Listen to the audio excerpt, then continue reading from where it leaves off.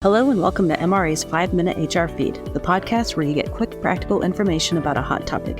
In the time it takes to make a cup of coffee, you'll gain insights on hot topics and pressing HR issues. I'm your host, Rebecca Jacobs, and we are so glad you're here. Before we start, here's my usual disclaimer that the podcast is general information only and does not contain any legal advice. Now it's time to dive in. In today's podcast, we're going to look at the two most critical scripted statements to teach your managers and supervisors.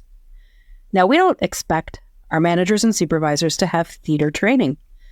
Typically, the ability to memorize lines is not part of a performance evaluation. Yet, committing two specific lines to memory can help minimize the risk of significant liability. So what are those two lines? I'll get to them shortly. You know for sure I will cover them within the next 5 minutes, but they relate to employees and their medical issues.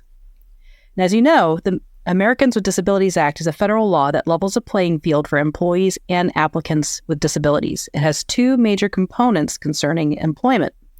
First, employers must provide reasonable accommodations to qualified individuals with disabilities.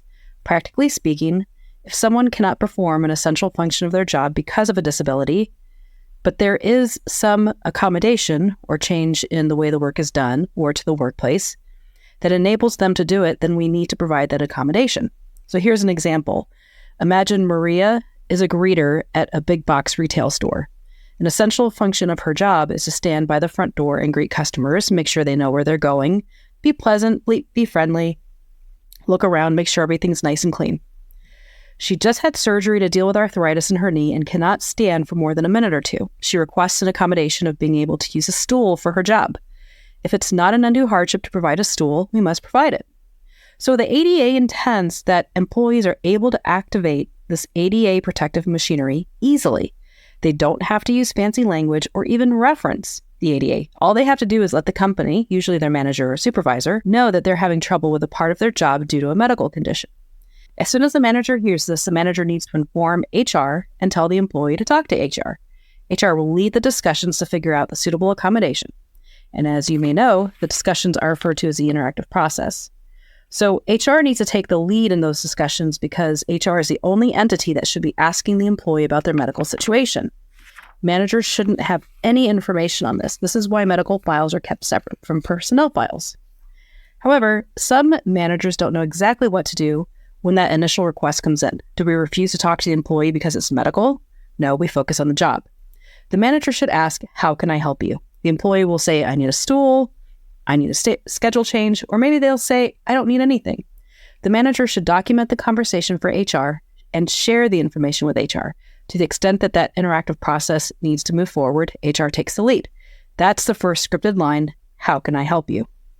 The second line helps the manager avoid those medical conversations, but it also ties into the other key component of the ADA. The second component of the ADA is that it prohibits discrimination against individuals based on their disability or based on an impairment that the employee either has or is perceived to have, even if they don't actually have it. This latter piece is called regarded as disabled. It's against the law for an employer to base an employment decision on a medical condition. If that is the reason for the adverse action, the person can sue. So let's see how a regarded as claim would play out. Let's say that an employee named Gary applied for a promotion, but Gary was rejected. Gary was wondering what may have happened to impact his chances. He thinks back. He remembers telling his manager about one month before he applied that he would be late once a week because of appointments with his therapist.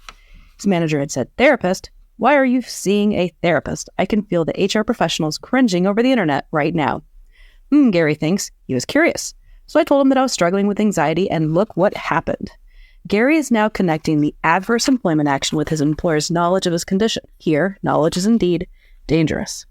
What should the manager have done instead of asking Gary about the therapist? Here's a line. "I'm happy to help you with anything you need to do your job, but if it's anything medical related, please talk to HR, not me." You can paraphrase it. Please talk to HR about anything medical related.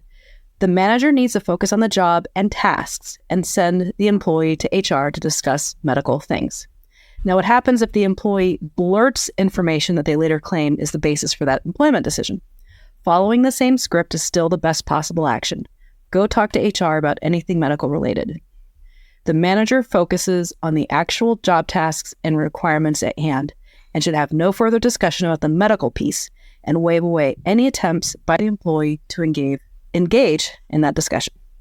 Thanks for joining me for today's podcast. Thank you for listening to MRA's 5-Minute HR Feed.